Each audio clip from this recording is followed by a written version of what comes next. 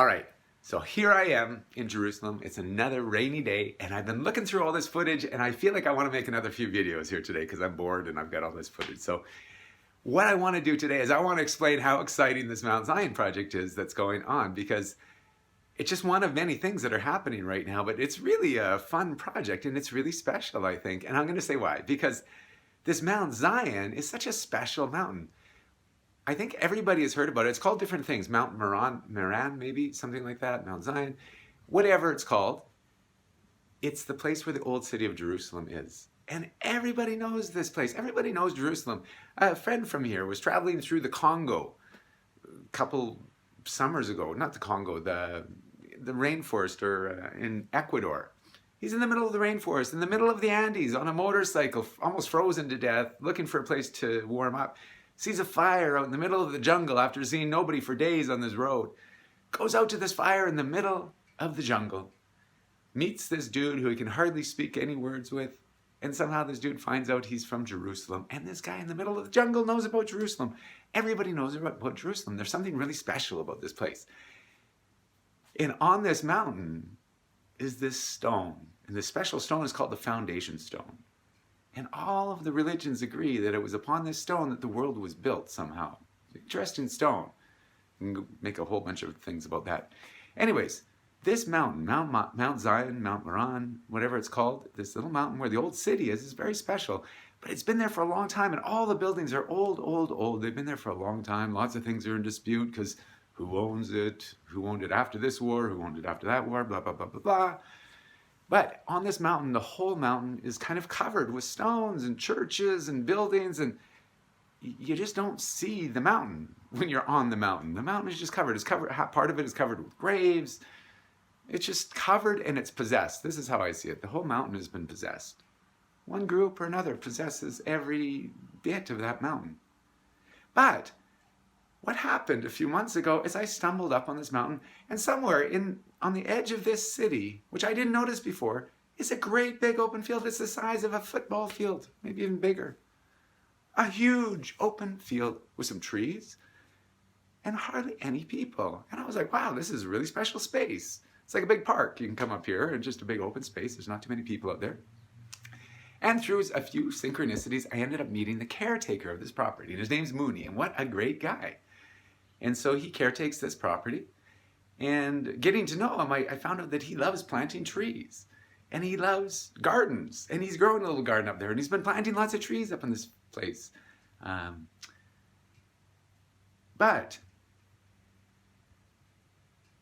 what I also noticed is that on this little hill, everybody comes out there.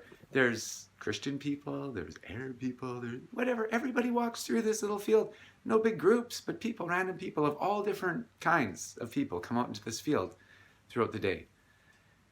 And I thought, wow, what a special field. Where else in the city do you get this kind of a mix of all these people? Like in the city, there's, Christians go here, Jews go here, Arabs go here, Armenians go over there. I don't know, everybody's got their little sections. But yet this big field is a place where everybody seemed to be coming. And I was like, wow, what a great space. I said, can I help you plant some trees? He was like, sure. And anyways, I got to know this guy great. And we just got the blessings yesterday from the Pope to go and plant this big field with a food forest. Now, the idea of planting a forest is great. But the idea of a food forest is something really special. Most people don't understand this because I didn't understand it. And I'm still just gaining appreciation for the concept of a food forest. And I've been thinking about this a long time. A food forest is the concept that you're planting trees that are actually going to give forth fruits. With the idea that when you plant that forest, it's actually going to nourish all of the life that's there. It's going to give forth to it. Instead of just planting pine trees or cypress trees or whatever, you're planting a forest with the idea that it's going to give forth fruits and it's going to support the life there. And the fruit, and it's a lot of diversity in it. Not so you're just planting lemon trees or orange trees or whatever. You're planting oranges and papayas and mangoes, all different kinds of trees with the hopes of getting all these different kinds of fruits.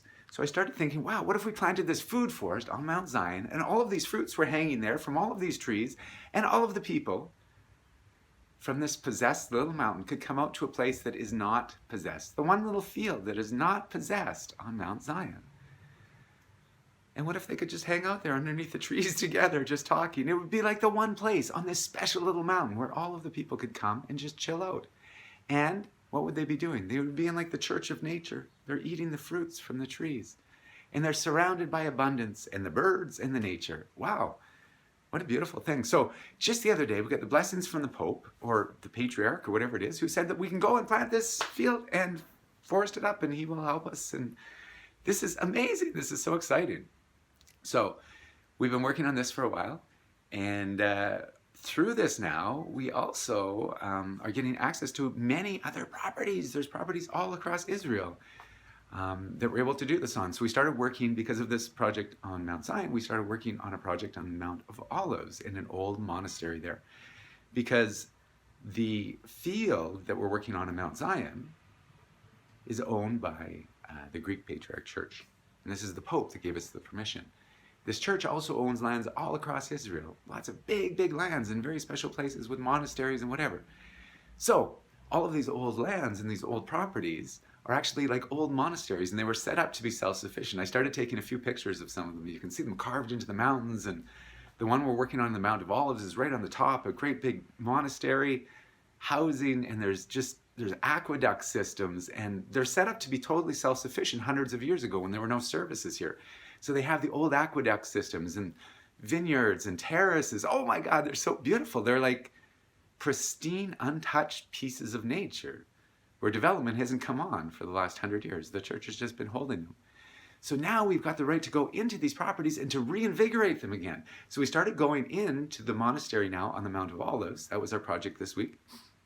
And cleaning out the old aqueduct system, because it's starting to rain here now. So we started cleaning out the aqueduct system. So I've got some footage about that. I'm going to make another video about that today. And this is just so exciting. So I think that's the overall. I'm going to leave it at that for right now, and I'm going to make some more videos here.